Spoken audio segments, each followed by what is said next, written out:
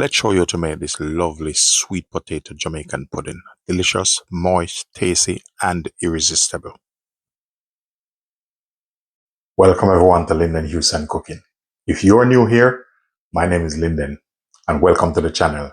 And thanks for stopping by and thanks for the visit. Sit back, relax, do enjoy this video. In today's video, I'll be showing you how to make sweet potato pudding.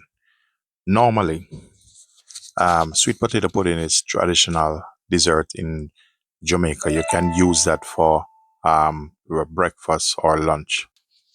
Even any time of the day, you can have this particular desserts, and it's very popular um, in the Caribbean.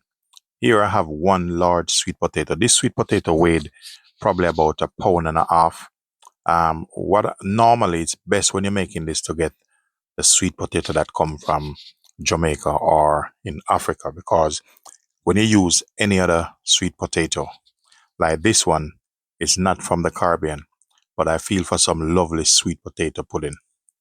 And as you can see here, the skin come off a little bit different. Normally, the one from Jamaican and in the African country, it's a little bit harder, so it can tell. These can be a little bit watery, but anyway, if you know what you're doing, you can end up with a lovely sweet potato pudding. So basically what I'm doing here, I'm dicing the sweet potato, and the reason for dicing this is to help the blending process. Normally, traditional way is to grate it, but you know, in life, it's about smarter and not order. So I'm gonna get my blender and I'm gonna load them straight into my blender. Once you load it in your blender, I'm gonna add my coconut milk to this. And this help it to blend out properly. This what I'm leaving in this container here is to leave for later to put over the top to give you that custard.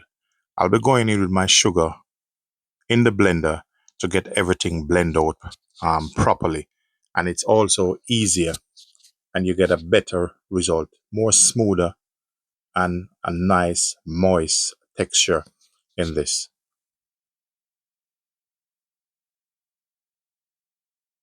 Doing it this way, you know, it save you the time. I'm adding about 3 to 4 spoons of vanilla extract in this. Ensure to blend this until smooth. After blending the sweet potato with the sugar and the coconut milk, this is what it look like. Ensure there's no lumps in it. Next, what I'm going to work on is my dry ingredients. Side here, I have about 3 cups of fine cornmeal. I'll be adding about a cup of flour in this. What this do is help to bind it. What I might do, I might transfer this to a larger bowl. To our dry mixture, I'm going to grate some nutmeg. So I'm using fresh nutmeg in this. Nutmeg give it a big punch of flavor and taste also. Once you put the nutmeg in and some lovely cinnamon, you can taste the difference. This is something which I always loved growing up. I'll be using about a teaspoon of cinnamon powder. I'm going to grab myself a whisk, and this is to help to take out all the lumps and stuff out of this. And this also helps to combine the flour and the cornmeal. So after that, we're going to pour our wet mixture straight in.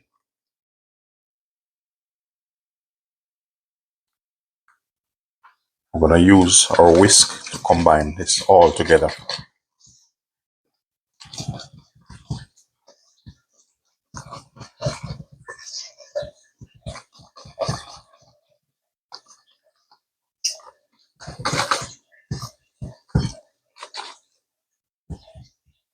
Another ingredient I'm going to add is a little bit of rose water, just a bit. And all that is personal preference.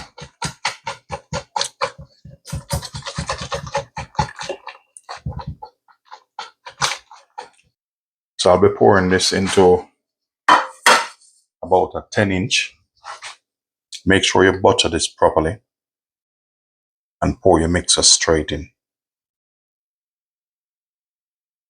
So before putting it in the oven, I'm just going to give it a gentle tap just to knock all the air out of it.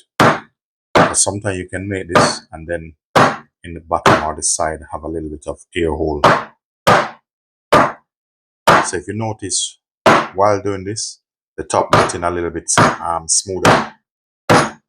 So I'm going to put this straight in the oven at 150 degrees. When baking anything like this and cake, I normally start on about 150 degrees and then I monitor it.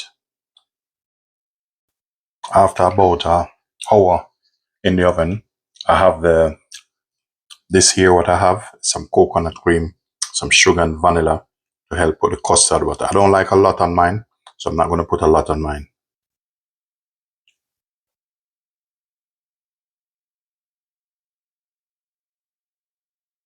And then I'm going to put it back straight in the oven. So now our pudding is out of the oven, but the thing is you have to leave it, let it cool down properly before you cut into it. And if you do find value in this content, ladies and gentlemen, don't forget to like, share, subscribe, do leave a positive comment. So this will take probably about an hour and a half to cool down.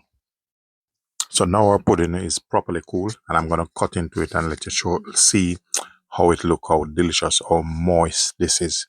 And I'm telling you, you're going to be surprised of how moist it looks. Just have a look at this carefully. The moist texture. Ladies and gentlemen, thanks for watching.